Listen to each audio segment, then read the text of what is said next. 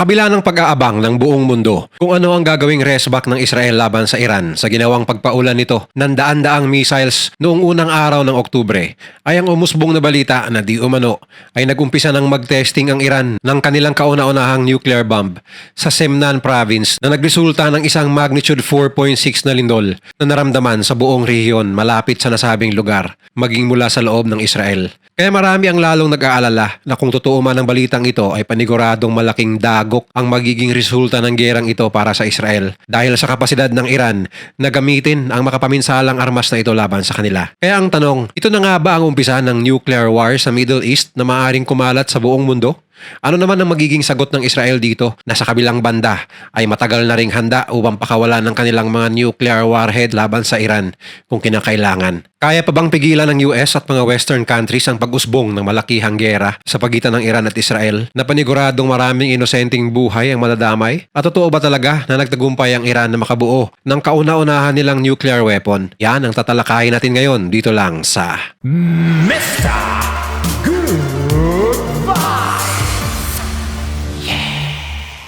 gabi ng October 5. Isang 4.6 magnitude earthquake ang na-detect na ang sentro ay natukoy sa Aradan, Semnan province ng Iran ayon sa United States Geological Survey. Sa katunayan ay naramdaman din ang pagyanig na ito ng mga mamamayan ng Tehran, ang capital city ng Iran na may 110 kilometers ang layo mula sa nasabing lugar, bandang 10:45 ng gabi. Sinundan naman ito ng isang mahinang pagyanig na naramdaman mismo sa Israel ng mga mamamayan nila. Dahilan upang maglabasan ng maraming haka-haka sa social media na nagsagawa ang Iran ng pinakauna nilang nuclear testing na napapanahon sa kabila ng tensyon ng dalawang bansa. Dahil dito, ang mga taga-suporta ng Iran sa Middle East ay nagbunyi sa balitang ito at sinabing good job Iran at ito na ang katapusan ng Israel. Meron pang ibang nagsasabing paniguradong nagpanginig sa Israel ang naturang pagyanig at ngayon ay naguguluhan na di umano ang Israel kung aatake ba sa Iran o hindi. Mas lalong tumibay ang spekulasyon na ito talaga ay isang nuclear test dahil ang probinsya ng Semnan ay malapit lamang sa mga underground nuclear facilities ng Iran at posibleng isang underground nuclear testing ang ginawa ng Iran upang ma-minimize ang radiation. Matatandaang nagkaroon rin ng ganitong pagyanig sa North Korea noong 2013 bilang pagtitesting nila ng kanilang nuclear weapons. Kaya marami talaga ang kumbinsido na nagtagumpay ang Iran sa kanilang kauna-unahang armas nuclear matapos ang ilang taon nitong pagsusubok. Ngunit sa kabilang banda naman ay may mga kumukontra na imposibleng makapag-ipon agad ang Iran ng sapat na sangkap upang makagawa ng nuclear weapons sa loob ng isang linggo simula nung nagpaulan ito ng missile sa Israel. Isa pa, hindi raw ganun kabilis ma-execute ang isang underground nuclear testing dahil sa dalang panganib nito at imposibleng hindi madidetect ang epekto nito sa ibabaw ng lupa. Subalit hindi naman di umano nakapagtataka ayon sa mga eksperto na madaliin ng Iran ang kanilang nuclear program dahil sa umiigting na tensyon sa pagitan nila at Israel. At may posibilidad rin na may papel dito ang Russia bilang kapalit sa pagsusupply ng Iran ng drones at ballistic missiles sa Russian military upang magamit laban sa Ukraine. Kung tutuusin, perfect timing di umano ang pagyanig na ito bilang warning sa Israel sa gitna ng tensyon ng dalawang bansa. Bagamat madalas naman daw talagang may lindol sa Iran dahil sa lokasyon nito na nasa ibabaw ng isang earthquake belt. Noong Abril lamang sa pagpadala ng Iran ng mga drone at missile sa Israel, kung saan gumanti naman ang Israel sa pagsira sa kanilang air defense system, ay nagsalita ang isang mambabatas ng Iran na huwag masyadong kumpiyansa ang Israel dahil isang linggo lamang ang itatagal matapos magbigay ng go signal ang Supreme Leader ay makakagawa na agad sila ng nuclear weapons. Kaya walang duda di umano na nasa advanced stage na ang programa ng bansa. Sa katunayan, sa isang interview ng news agency na The Guardian sa dating Prime Minister ng Israel na si Ehud Barak, ay naniniwala siyang walang masyadong epekto kahit targetin man ng Israel ang mga nuclear facility ng Iran dahil nasa advanced stages na ang nuclear program nito. Patunay lamang na maging ang Israel mismo ay may impormasyon na noong Abril pa nitong taon na may kakayahan na talaga ang Iran na makapag-produce ng kauna-unahan nilang nuclear weapons.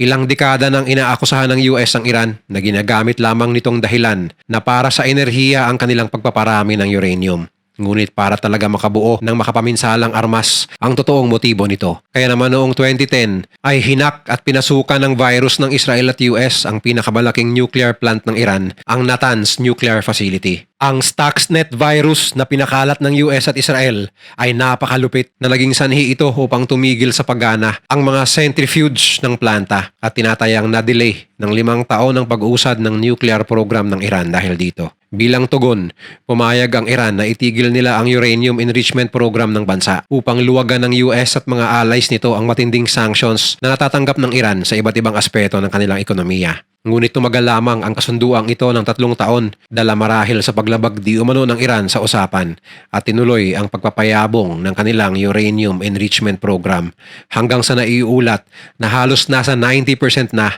ang uranium enrichment grade ng Iran na ibig sabihin ay konti na lang upang makapag-produce na ito ng makapaminsalang nuclear warheads. Pero gayon pa man, ayon sa mga eksperto pagdating sa usaping nuclear, kahit man may 100% capacity na ang Iran, ay hindi pa rin ganun kabilis gumawa ng nuclear weapons dahil buwan o taon ang bibilangin at hindi mabilang na pagtitesting ang kailangan upang makabuo ng kahit na maliit lamang na warhead na handang gamitin ng Iran laban sa Israel o kung sino man nilang kalaban. Kailangan di umano ng kaalaman sa advanced metallurgy at engineering upang makalikha ng nuclear weapons kung saan kulang sa ngayon ang kaalaman ng Iran dahil matatanda ang isa-isang pinaslang ng Mossad ang mga tanyag ng nuclear scientist at engineers ng bansa na maaaring maging susi sa pagkakaroon sana nila ng armas nuclear. Bukod pa rito, hindi lang isa, kundi makailang ulit di umano ang testing stages upang maging perpekto ang isang nuclear weapon dahil sa pagiging sensitibo at mahirap maproduce nitong firing system na dapat sapat at epektibo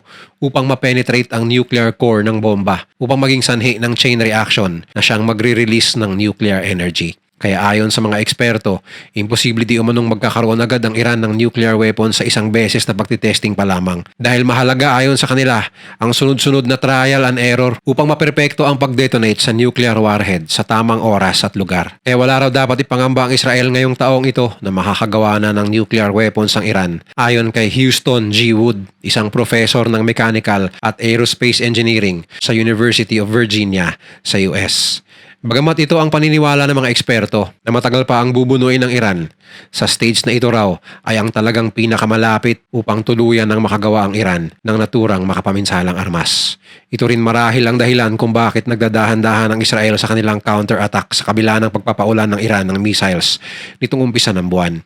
Pero sa kabilang banda naman, marami ang naniniwala na ito ang perpektong panahon na dapat salakayin ng Israel ang mga nuclear plants ng Iran habang hindi pa ito nakakabuo ng mga nuclear warhead.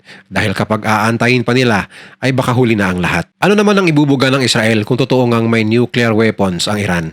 Ayon sa mga independent studies ng ICAN o International Campaign to Abolish Nuclear Weapons, ang Israel ay may tinatagong malaking stockpile ng nuclear arsenal bagamat hindi nila ito kinukumpirma. Ayon sa estimate, may 90 hanggang 400 nuclear warheads ang Israel at ang mga ito ay combat ready na kayang i-deliver ng kanilang mga fighter jets, submarines at ng kanilang Jericho intercontinental ballistic missiles. Sa katunayan, noong 1966 pa, ay nuclear armed and ready na di umano ang Israel.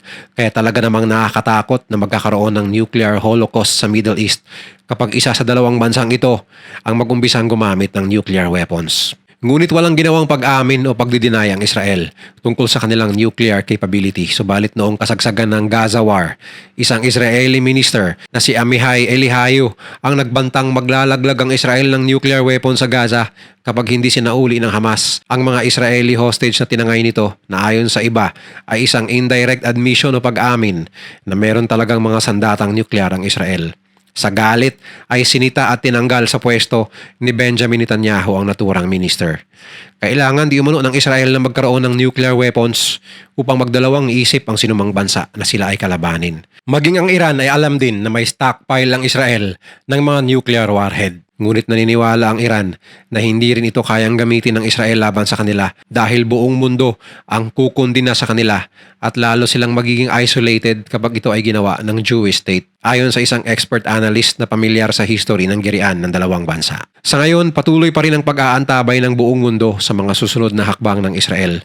Marami ang naniniwala na pinalampas lang ng Israel ang isang taong anibersaryo ng pagsalakay ng Hamas nitong October 7 kung saan mahigit 1,000 Israelis ang napaslang na karamihan ay mga kabataan at 251 naman ang naging hostage na ang iba ay nasa kamay pa rin ng Hamas hanggang ngayon. dahil gusto nilang bigyang respeto ang mga pamilya na nawala ng mga mahal sa buhay na itinuring ng Israel na isang national tragedy. Ang US naman sa kabilang banda ay patuloy pa rin ang pagkikipag-usap sa Israel na iwasan ang pag-atake sa mga oil fields at nuclear facilities ng Iran upang maiwasan ang mas malawakang giyera sa Middle East. Handa di umano itong magbigay sa Israel ng kompensasyon sa pamamagitan ng mga armas at karagdagang pondo upang iwasan lamang ang mga nabanggit na posibleng targets. Ngunit ayon kay President Joe Biden na nasa kamay pa rin ng Israel ang final decision sa kabila ng kanilang pakikiusap dito. At hanggang ngayon ay wala pang kinukumpirma o dinideny na plano ang mga Israeli sa mga kano. Sa isang interview ng Fox News kay Israeli Defense Minister Yoav Gallant, lahat daw ng plano nila ay nakalatag na at handa ng ikasa. Isasagawa raw nila ito sa paraan na gusto nila at sa oras at lugar na kanilang pipiliin. Lalong lumakas ang spekulasyon na may napipintong pagsalakay ang Israel noong October 7 nang ipasara ng Iranian government ang airspace ng buong bansa sa araw na yon. Ngunit agad namang binawi ng Iran Civil Aviation Organization ang pagsara kinabukasan ng October 8. Samantala, hindi nagpapatinag ang pamunuan ng Iran at sinabi na handa sila sa anumang ganti ng Israel ayon sa Iranian Army Commander-in-Chief na si Abdul Rahim Musavi at sinabing asahan ng Israel ang mas malakas, mas malaki at mas makapaminsalang response kapag gumanti ito sa kanilang ginawang missile attacks. Sa katunayan, agad niyang pinag-utos sa lahat ng sangay ng kanilang military na reviewin ang kahandaan ng kanilang mga puwersa sa oras na gumanti ang Israel. At ayon di umano sa report sa kanya, ay handa ang lahat ng sangay ng kanilang hukbo anumang oras na darating ang puwersa ng Israel. Pero ayon sa mga kritiko ng Iran, tila ba nakalimutan ata ng general na ilang buwan lamang ang nakaraan ay walang kahirap-hirap na pinaslang ng Mossad ang Hamas leader na si Ismail Haniyeh sa loob ng highly secured na guest house sa Tehran. Ganon din ang pagpaslang kay Hassan Nasrallah sa loob mismo ng headquarters ng Hezbollah sa Lebanon kamakailan lang. Sa katunayan, isang top commander ng IRGC ang di umano'y missing na ng ilang araw matapos itong pumunta ng Lebanon na marami ang naniniwala na isa na naman itong biktima sa walang humpay na pananarget ng Israel sa mga kalaban nito. Ayon sa report, ang leader ng Quds Force ng IRGC na si Ismail Qaani ay pumunta ng Lebanon matapos ang pagpatay ng IDF kay Hezbollah leader Hassan Nasrallah noong nakaraang linggo. Ngunit simula noon ay missing in action na di umano ito. Maging sa speech ng Supreme Leader noong nakaraang araw na dinaluhan ng lahat ng matataas na opisyal ng militar ay wala ito. Kaya malamang di umano ay nadamay ito sa walang humpay na pambobomba ng Israel sa lahat ng matataas na opisyal ng Hezbollah na kadalasan ay kinikita ng naturang Iranian general.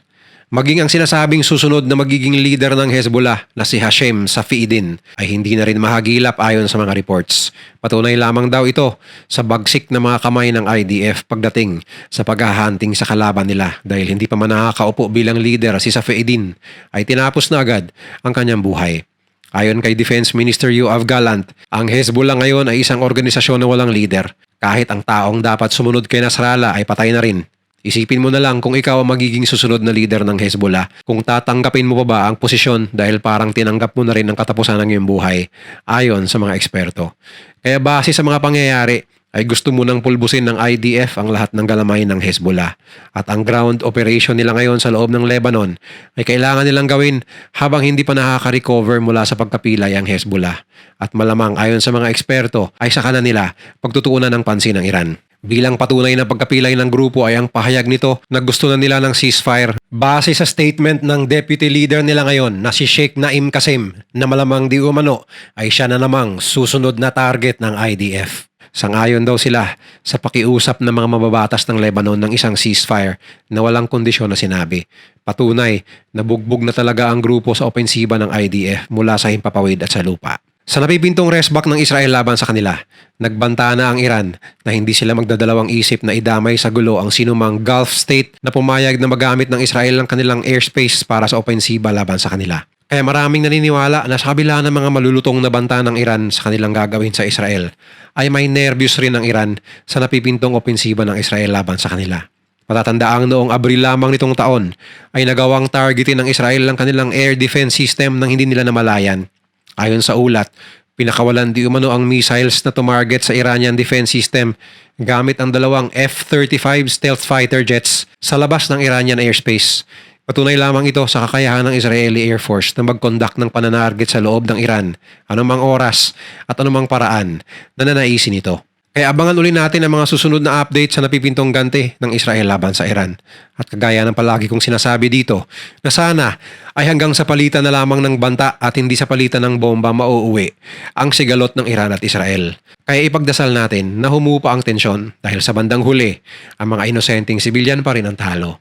At kapag tuluyang umusbong ang gerang ito, ay malaki ang tsansang madadamay ang buong mundo, kaya damay na rin tayong mga Pilipino. Kung nagustuhan mo ang video na to, share mo naman sa iba at mag-subscribe ka na rin. Panoorin mo na rin yung mga videos na nasa kanan para lalo pang maubos ang oras mo.